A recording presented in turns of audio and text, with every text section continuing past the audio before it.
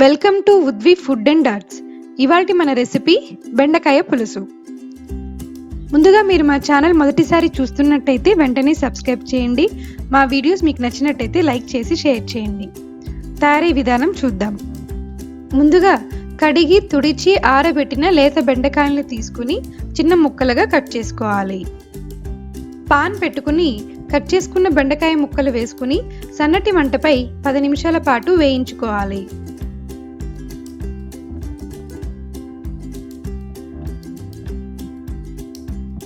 పది నిమిషాల పాటు వేయించుకున్న తర్వాత ప్లేట్లోకి తీసుకుని పక్కన పెట్టుకోవాలి. 2 టేబుల్ స్పూన్ల నూనె పోసుకుని నూనె వేడైన తర్వాత 1/2 టేబుల్ స్పూన్ జీలకర్ర, 1/2 టేబుల్ స్పూన్ మెంతులు, 1/2 టేబుల్ స్పూన్ ఆవాలు వేసుకుని ఆవాలు చిటపటలాడిన తర్వాత వెల్లుల్లిపాయలు వేసుకుని వేగనివ్వాలి.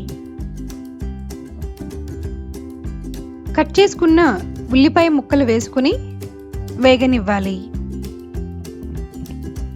రుచికి సరిపడా ఉప్పు వేసుకుని మరోసారి కలుపుకొని వేగనివ్వాలి.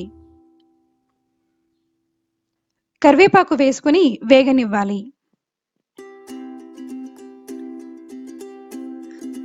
1/2 టీ స్పూన్ పసుపు వేసుకుని కలుపుకోవాలి.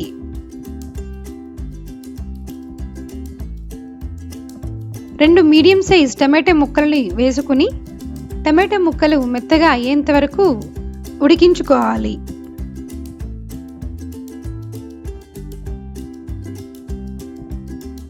ఒకటిన్నర టేబుల్ స్పూన్ కారం వేసుకుని కలుపుకుని వేగనివ్వాలి.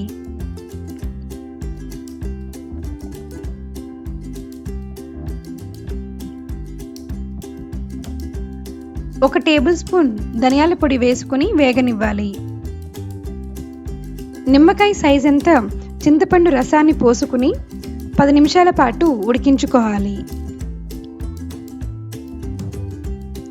10 నిమిషాల పాటు ఉడికిన తర్వాత ముందుగా వేయించి పెట్టుకున్న బెండకాయ ముక్కల్ని వేసుకుని కలుపుకొని మరో 10 నిమిషాల పాటు మూత పెట్టి ఉడికించుకోవాలి.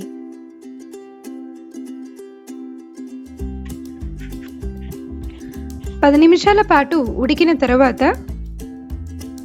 మరోసారి కలుపుకుని కొత్తిమీర వేసుకుని సర్వ్ చేసుకుంటే ఇవాల్టి మన రెసిపీ బెండకాయ పులుసు రెడీ అయిపోయినట్టే.